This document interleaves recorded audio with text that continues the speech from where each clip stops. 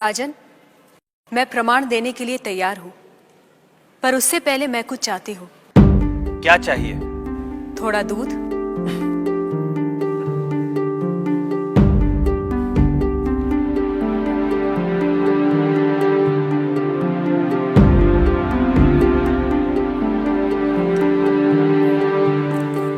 राजन, इस पात्र में आपको क्या दिखाई दे रहा है? दूध? क्या दूध के अलावा कुछ और दिखाई दे रहा है? नहीं। पर मुझे तो मक्खन भी दिखाई दे रहा है। क्या आपको मक्खन दिखाई दे रहा है?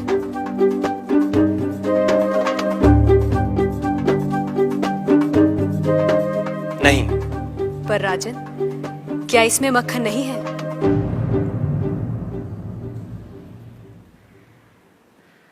है। जैसे दूध के कण कण में मक्खन है, मक्खन के कण कण में घी है, वैसे ही ईश्वर सृष्टि के कण कण में भिन्न भिन्न रूपों में है, जो है पर दिखाई नहीं देता।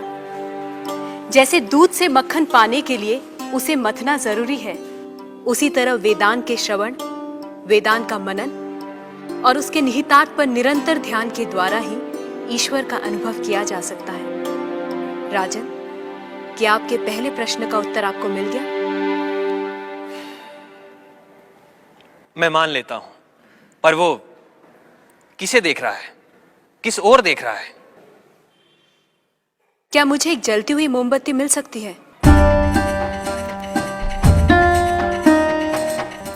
राजन, ये रहा आपके दूसरे प्रश्न का उत्तर। प्रकाश की ये लौ कहां देख रही है? किसे देख रही है? ये सभी को देख रही है। सभी और देख रही है।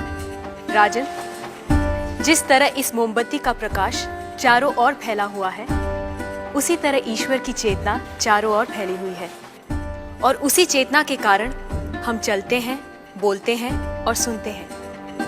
जैसे ये प्रकाश सभी ओर देख रहा है, वैसे ही ईश्वर सभी ओर देख रहा है।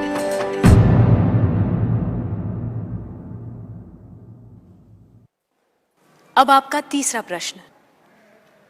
वो इस समय क्या कर रहा है? राजन, इस समय मैं आपके प्रश्नों का उत्तर दे रही हूं, इसलिए मैं तुम्हारी गुरु हूं और तुम मेरे शिष्य। पर मैं खड़ी हूं और तुम बैठे हो। यदि अपने प्रश्न का उत्तर चाहते हो तो तुम्हें मुझे अपना आसन देना होगा।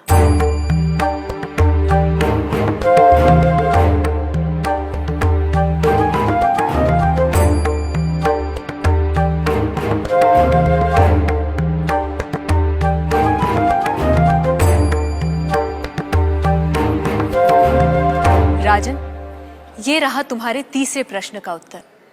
कुछ देर पहले आप सारे मंदिरों से मूर्तियां हटवाने का विचार कर रहे थे।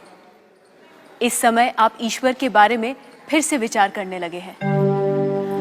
आप मेरे स्थान पर खड़े हैं और मैं आपके सिंहासन पर बैठी हूं। इधर एक राजा को सामान्य नागरिक का स्थान और एक सामान्य नागरिक को राज सिंहासन दे सकता है। ये आप देख रहे हैं। आप मेरे स्थान पर और मैं आपके स्थान पर बैठी हूं। ईश्वर इस समय ये करवा रहा है। उस अनंत और असीमित शक्तियों के स्वामी, जिसने ये सुंदर, अद्भुत, विस्मयकारी और महान संसार रचा है, जिसमें सूर्य, चंद्र, तारे, ग्रह, नक्षत्र अपने अपने स्थान पर स्थिर और गतिमान है, जिसके कण कण में एक व्यवस्था है। ऐसे शब्दों और ज्ञान से परे ईश्वर के लिए क्या संभव है? कहिए राजन, क्या मंदिरों से मूर्तियां हटवाई जाएं? मूर्तियां तो उस ईश्वर की प्रतीक है, उनका मूर्त रूप है। वह सर्वज्ञ, सर्वशक्तिमान, सर्वव्यापी ईश्वर सर्वत्र है। किसी ने उसको पत्थर में पाया, किसी ने पेड़ों में, किसी ने शब्दों के माध्यम से, तो किसी ने प्रार्थना करके। वही परमात्मा अनेक नाम, रूप और गुणों में व्यक्त होता है, और कोई उन्हें अरूप और निर्गुण आत्मा के रूप में जानते हैं। ईशास्माद्वातः पवते ईशोदेति सूर्यः ईशास्मादग्निश्चेन्द्रश्च मृत्युर्धावति पंचम इति